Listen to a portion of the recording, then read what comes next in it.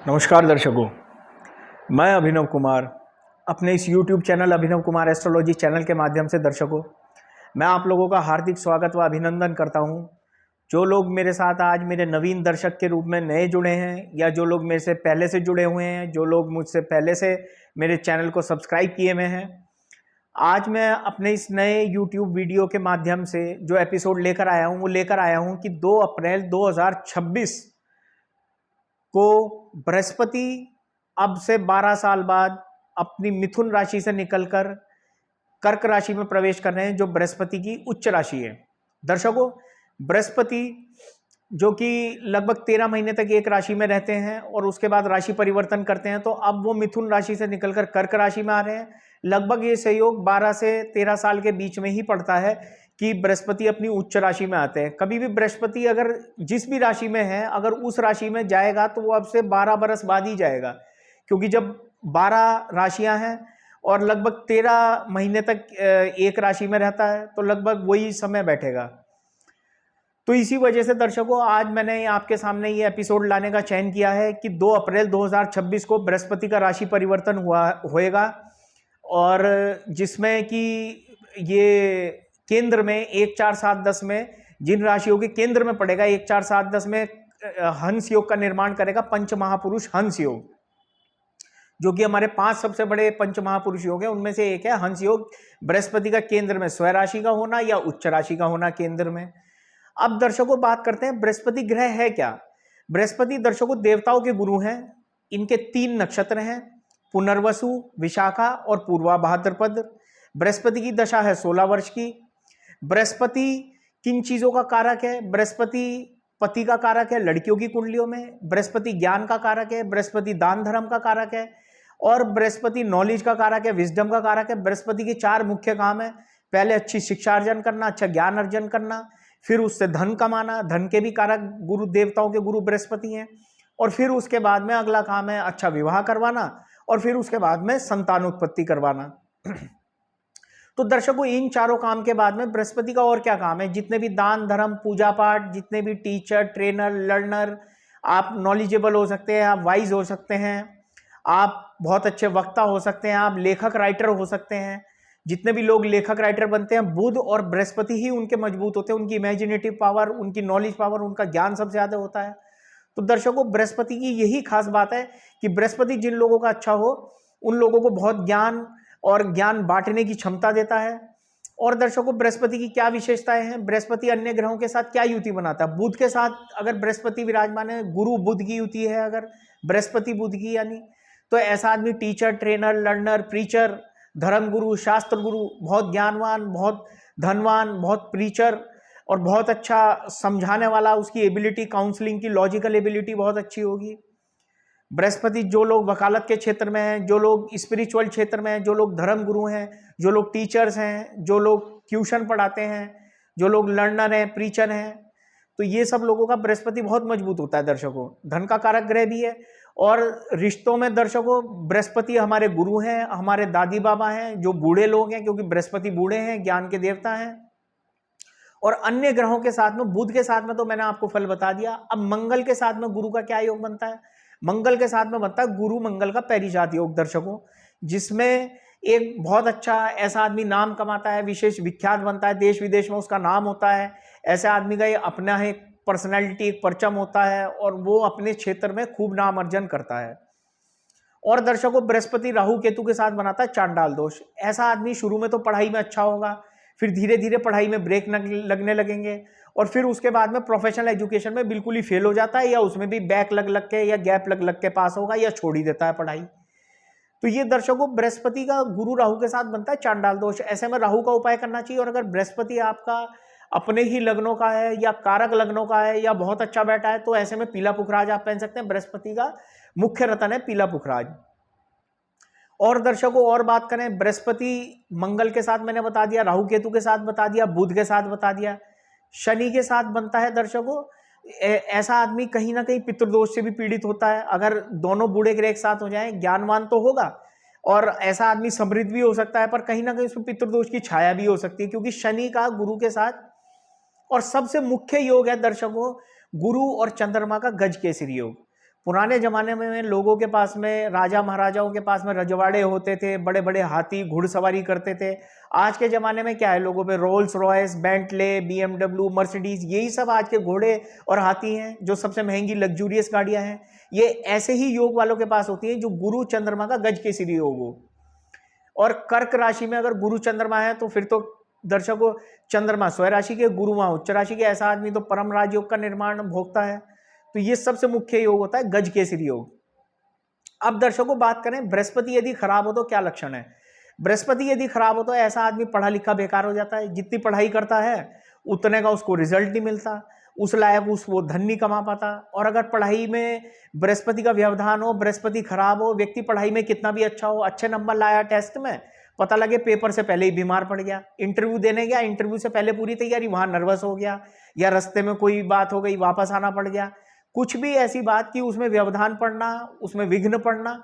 अगर बृहस्पति खराब है तो शिक्षा में सबसे ज्यादा विघ्न पड़ना, कई ब्रेक लगना, बैक आना, बार बार ही उस क्लास को रिपीट करना, और पेपर से पहले ही बीमार पड़ना। बृहस्पति खराब हो तो आदमी का वेट बढ़ता है, लीवर खराब रहता है, वात पित्त कफ का व्यक्ति को जो है शिकायत भी होती है, मधुमेह का रोग भी हो सकता है यदि शुक्र भी पीड़ित हो।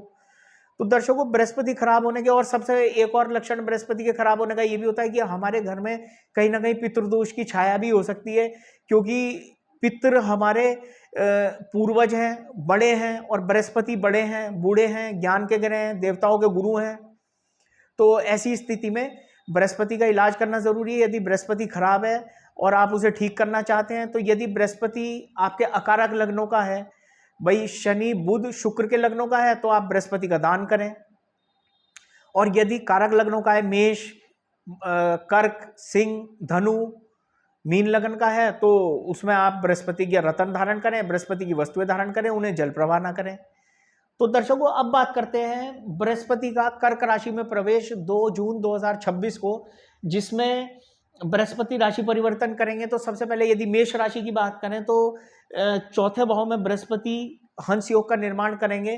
तो ऐसी स्थिति में व्यक्ति पे कई प्रॉपर्टी का, चौथा घर माता का स्वास्थ्य ठीक होना, माता से प्रेम मिलना, माता के धन में वृद्धि होना, और जनता का चौथा घर जनता का, पांचवा जनता का धन, तो जनता के प्रेम में भी आपकी वृद्धि होगी। यदि आप किसी भी लोकप्रिय काम को करते हैं, नेता हैं, अभिनेता हैं, या कोई बिल्डर हैं, या पब्लिक डीलिंग का काम करते हैं, प्रॉपर्टी डीलिंग का, तो आपको प्रॉपर्टी का लाभ हो सकता है। अब वृषभ लगन की बात करें दर्शकों, तो वृषभ लगन में दर्शकों बृहस्पति बैठेंगे तीसरे भाव में।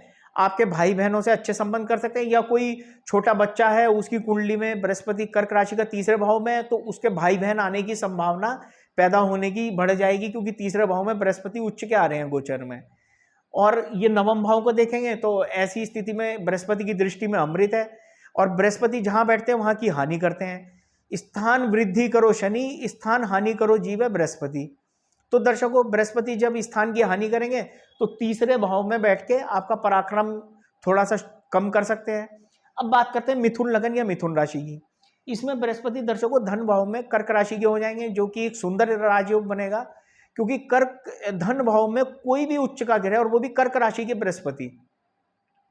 तो यहाँ पे दर्शकों मिथुन लगन में बृहस्पति सप्तम और दशम के मालिक होकर धन भाव में उच्च के हो जाएंगे। तो ऐसे व्यक्ति को धन संपत्ति उसकी मेहनत, उसके कर्म और उसके पति या पत्नी के माध्यम से भी मिल सकते हैं, क्योंकि सातवां भाव पति पत्नी का भी है। अब बात करते हैं कर्क लगन की। यहाँ तो दर्शकों कहना ही क्या कि बृहस्पति लगन में ही उच्च के, यदि चंद्रमा भी विराजमान हो तो गुरु चंद्र का गज केसरी हो। और यहाँ पर कर्क राशि में बृहस्पति का लगन में बैठना पंच महापुरुष हंस योग का निर्माण करेगा। और कर्क लगन में दर्शकों बृहस्पति भाग्येश और षष्टेश होकर, और बृहस्पति की 2 राशियां हैं जो मूल त्रिकोण राशि है, वो है धनु राशि जो छठे भाव में पड़ेगी। तो ऐसा आदमी शत्रुओं पर भी मीठा बोल के विजय प्राप्त करेगा और भाग्य अपने अनुसार अपना चमकाएगा। अब बात करते हैं सिंह लगन की। 12वें भाव में बृहस्पति पड़ेंगे तो आपका खूब खर्चा होगा। 12वां भाव खर्च का, जेल यात्रा, पुलिस केस, थाना, लिटिगेशन खर्चा, विदेश यात्रा का चांस बनाएगा। अगर गोचर आपकी दशाएं और अन्य ग्रहों का सपोर्ट मिलेगा तो विदेश यात्रा जरूर कराएगा 2 जून 2026 के बाद। और दर्शकों दान धर्म पूजा पाठ में खर्चा अधिक करवाएगा। फिर बात करते हैं दर्शकों कन्या लगन की। कन्या लगन में दर्शकों बृहस्पति बाधक ग्रह होता है, क्योंकि चतुर्थेश और सप्तमेश होकर बृहस्पति 2 केंद्र का मालिक होकर हमारे ज्योतिष में होता है केंद्राधिपति दोष। दो केंद्र का मालिक होके केंद्र में विराजमान हो या ना हो, परंतु वो अगर लग्नेश नहीं है, ध्यान से सुनिए दर्शकों, दो केंद्र का मालिक होके यदि वो लग्नेश नहीं है, कन्या लगन में लगन के मालिक बुध हो गए, तो बृहस्पति को केंद्राधिपति दोष लग गया। अब दर्शकों वो लाभ स्थान में उच्च राशि के हो जाएंगे, आपको लाभ दे सकते हैं। अगर आपकी कुंडली में बृहस्पति कर्क राशि में है, कन्या लगन है, तो आप बृहस्पति की महादशा में बृहस्पति का पीला पुखराज रत्न पहन सकते हैं इंडेक्स फिंगर में, और वो भी शुक्ल पक्ष के गुरुवार को सोने की धातु में, और ये आपकी संतान में वृद्धि करेंगे, आपके पराक्रम में वृद्धि करेंगे, और आपके मधुर दाम्पत्य जीवन की तरफ आपको अग्रसर करेंगे।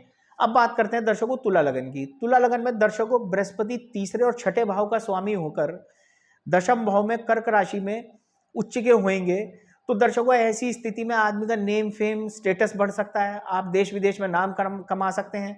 छठे भाव का मालिक दशम में आया, जो लोग नौकरी का इंतजार कर रहे हैं, जो लोग बहुत समय से अप्लाई कर रहे हैं, जिन्हें भी ऐसी समस्या है कि कारोबार रिलेटेड या कुछ भी, तो उनके कारोबार वृद्धि, उनकी नौकरी वृद्धि और उनके प्रमोशन इत्यादि सब तुला लगन या तुला लगन राशि वालों के लिए इस तरीके से संभव होगा। अब बात करते हैं दर्शकों वृश्चिक लगन की। यदि 8 नंबर आपके लगन में है, या आपकी वृश्चिक राशि है, या आपका वृश्चिक लगन है, ऐसी स्थिति में दर्शकों धन भाव और पंचम स्थान के मालिक होकर बृहस्पति विराजमान होंगे आपके भाग्य स्थान में।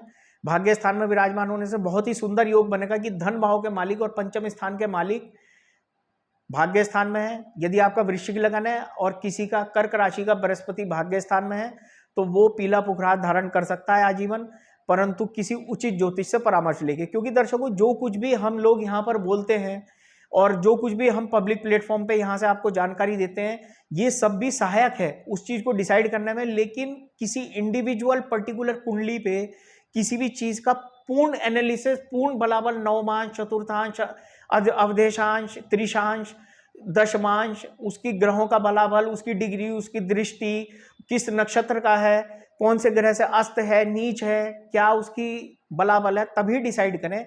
जनरल बात उसमें सहायक होगी आपको समझने में या हमें डिसीजन लेने में, किसी उचित ज्योतिषी से परामर्श लेके ही रत्न धारण करें। अब दर्शकों बात करते हैं धनु लगन की।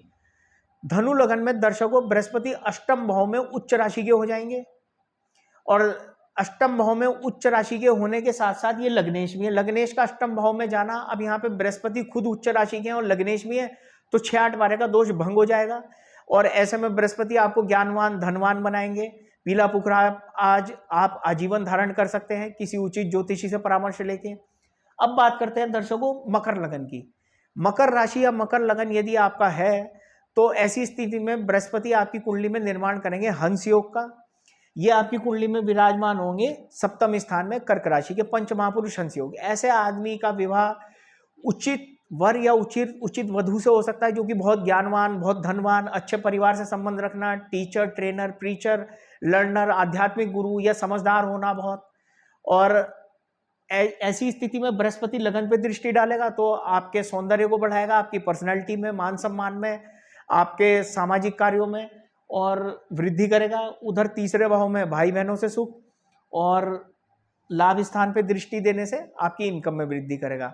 अब बात करते हैं दर्शकों कुंभ राशि या कुंभ लगन आपका है और बृहस्पति छठे भाव में कर्क राशि में आपके उच्च के हो जाएंगे, तो क्या स्थिति करेंगे दर्शकों? ये रोगों को कम करने की क्षमता करेंगे, क्योंकि बृहस्पति का सिद्धांत है स्थान हानि करो जीवे। तो यदि ये छठे भाव में रोग का हानि, रोग को खत्म करेंगे, ऋण को खत्म करेंगे और आपके शत्रुओं को खत्म करेंगे मीठा बोल के। दर्शकों छठे भाव में जब भी शुक्र, चंद्र, बुध, गुरु हो, ये सौम्य ग्रह हैं, तो ये शत्रुओं पर भी मीठा बोल के विजय प्राप्त करने का बलाबल रखते हैं। कूटनीति से, अपने ज्ञान से, इन सब माध्यम से ये लोग चतुर, चालाक और वाणी प्रधान होते हैं। ऐसी स्थिति में दर्शकों कुंभ लगन में आप विजय प्राप्त कर सकते हैं, और धन भाव और लाभ स्थान का मालिक होकर छठे भाव में गया तो थोड़ा सा धन में वृद्धि भी करेगा, पर आप ये समझिए दर्शकों धन के घड़े में छेद भी हो सकता है, क्योंकि छठे भाव में चला गया धन का मालिक। अब दर्शकों बात करते हैं मीन लगन या मीन राशि आपकी है, तो पंचम स्थान में बृहस्पति बहुत सुंदर योग बनाएंगे कर्क राशि में। हमारे भारत के राष्ट्रगान के निर्माता श्री रविंद्रनाथ टैगोर जी की कुंडली में मीन लगन है और पंचम भाव में गुरु उच्च राशि के हैं, और उन्होंने राष्ट्रगान लिख दिया था, जन गण मन वाला, अधिनायक जय है। तो दर्शकों, ये मैंने जैसे ही आपको बताया था अभी थोड़ी देर पहले कि बृहस्पति और बुध जिन लोगों के मजबूत हो, बृहस्पति लगन प्रधान हो और बुध भी मजबूत हो, तो ऐसे आदमी लेखक, साहित्यकार, संगीत लिखने वाले, गाने लिखने वाले, फिल्मों में कहानियां लिखने वाले, ऑथर, पब्लिशर, तो ये क्षमता हमने उनके अंदर भी देखी थी और उन्हें नोबेल पुरस्कार मिला था 1914 में ब्रिटिश राज सरकार में।